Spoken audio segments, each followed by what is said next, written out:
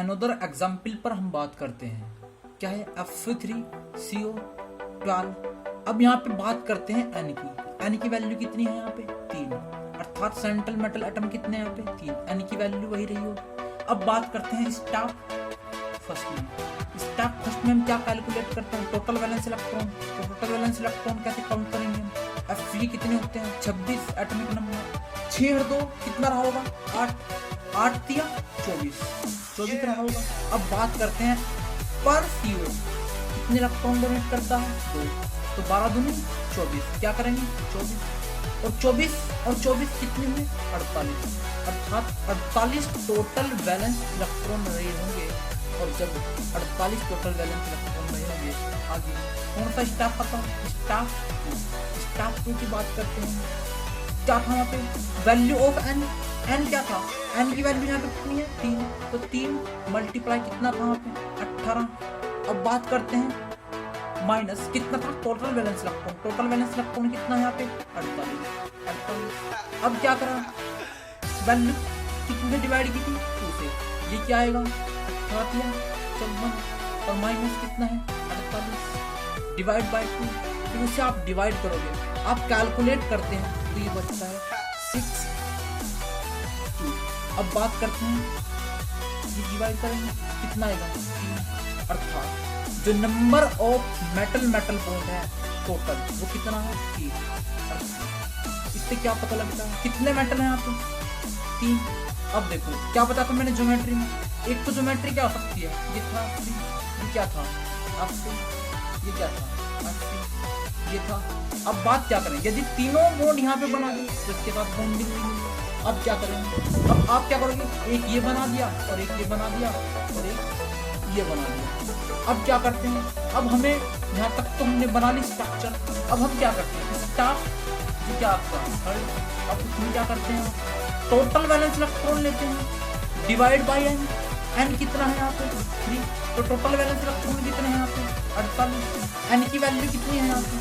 कितनी है N की वैल्यू? 3। अब क्या आएगा यहाँ पे? 16 आएगा। ये यहाँ पे क्या है? स्टाफ है 16। ये 16 क्या रिप्रेजेंट करता है? ये रिप्रेजेंट करता है नंबर ऑफ पर Fe एटॉमिक स्पीड। अर्थात जो आपने स्ट्रक्चर बनाई है Fe और ये Fe, अर्थात क्या रही होंगी? इसके बीच 2 बॉन्ड रही होंगी। एक क्या है? एक ये है, एक ये है। ये वैल्यू हमें क्या बता रही है? तो यहाँ पे 16 आया। अब क्या हुआ? प्रत्येक मेटल के पास कितने इलेक्ट्रॉन है? 16। अर्थात 16 18 होने के लिए कितने रिक्वायरमेंट चाहिए? 2 इलेक्ट्रॉन। अब एक इलेक्ट्रॉन यहाँ से आएगा और एक इलेक्ट्रॉन टोटल वैल्यू। अर्थात इसके पास कितने इलेक्ट्रॉन होंगे? 18 इलेक्ट्रॉन। अर्थात प्रत्येक एटम स्टेबल हो रहा है। क्यों? इसके पास टोटल वैलेंस इलेक्ट्रॉन। अब इसकी स्ट्रक्चर पर हम बात करते हैं।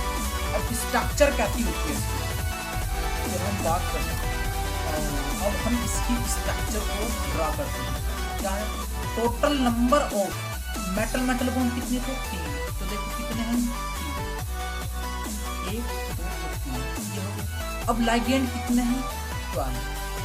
अब बात करते हैं कैसे पूरे होंगे। वहाँ की वैल्यू क्या आई थी? स्टाफ थर्ड की 16। तो क्या बताती? पर Fe और Fe जो बॉन्ड है कितने हैं? 2। अब क्या करेंगे?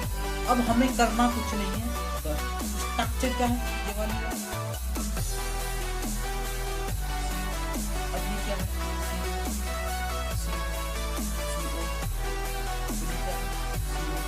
ये क्या है?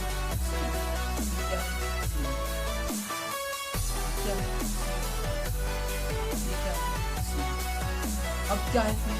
ये क्या कहलाएंगे? ये टर्मिनल कार्बोनिल है। कितने हैं यहाँ पे? इसके पास 4 है। इसके पास कितने हैं? 3। इसके पास कितने हैं? 3। अब देखो ये क्या है? इसमें क्या है? 2 ब्रिज कार्बोनिल। और पूछा गया है क्वेश्चन में क्या कि Fe3CO12 में कितने ब्रिज कार्बोनिल हैं? कितने हैं? 2। अब देखो कैसे कैलकुलेट करते हैं। ये तो क्या होगा? 3 होंगे। Total number of metal bond कितने हुए? 3। अब बात जो वैल्यू आई थी वो 16।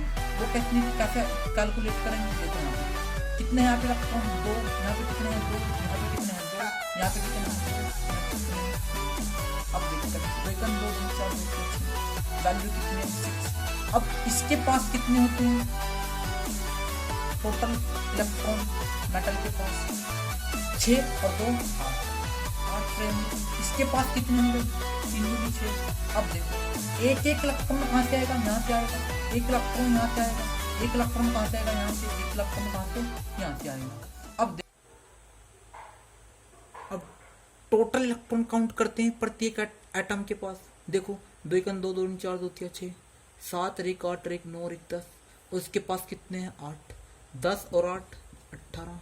प्रत्येक मेटल के पास 18 इलेक्ट्रॉन रहेंगे, अर्थात प्रत्येक central metal atom 18 electron consist कर रहा होगा और स्टेबल हो रहा होगा। तो आई होप आपके समझ आ गया।